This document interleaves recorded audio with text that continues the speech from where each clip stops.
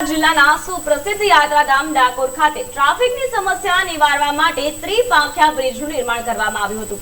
અંદાજે 68 કરોડથી વધુ કિંમતના આ બ્રિજ પર લગાવેલ વીજ પોલનું લાઇટ બિલનું ચૂકવણું ન થતા અંતે ડાકોર જીબી દ્વારા 5 દિવસ અગાઉ આ બ્રિજ ઉપર લગાવવામાં આવેલા વીજ પોલનું લાઇટ કનેક્શન કાપી નાખવામાં આવ્યું હતું।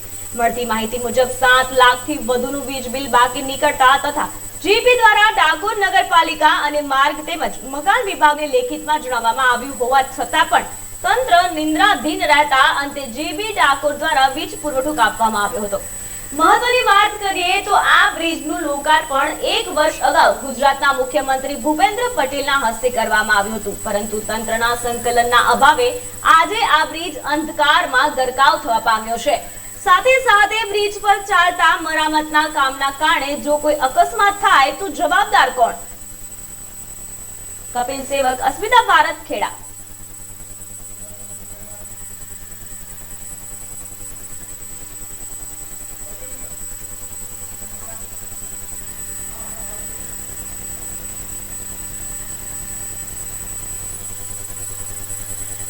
હું પ્રવીણ પરમાર, આમ આદમી પાર્ટી તાલુકા સંગઠન પ્રમુખ।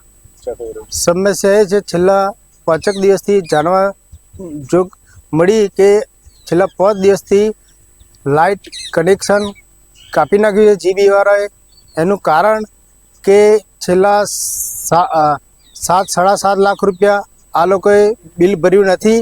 એનું નહીં ભરવાનું કારણ કે આ લોકોએ નગરપાલિકા અને આરએમબીએ એકબીજાને ખો આપતા હોય કે આનું બિલ કોણ ભરશે। હવે ખરેખર યાત્રાધામની અંદર એક 65 કરોડનો બ્રિજ બનેલો હોય, નવો નક્કોર એ બ્રિજની અંદર અવાનવા ખાડા પડી ગયેલા હોય।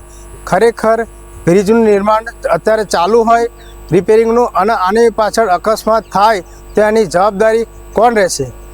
લાઇટો બંધ થવાને કારણે જે આસપાસના જે લોકો રહીશો છે જે ઘણી ફરિયાદો કરી છે કે ભાઈ લાઇટ કયા કારણથી આ લોકોએ બંધ છે। ખરેખર સમસ્યા એ છે કે લાઇટ બંધ થવાને કારણે અકસ્માત પણ થઈ શકે છે। ખરેખર આ તંત્રને એકબીજાને નગરપાલિકા અને આરએમબી વાળાએ ખો આપતા હોય, એની અંદર પ્રજા પણ પીસાતી હોય। ખરેખર 100% આની જવાબદારી, અકસ્માત થાય તો એની જવાબદારી કોની રહેશે? ખરેખર આના સરકારે થોડુંક ધ્યાન દોરી અને આના પગલાં ભરવા જોઈએ।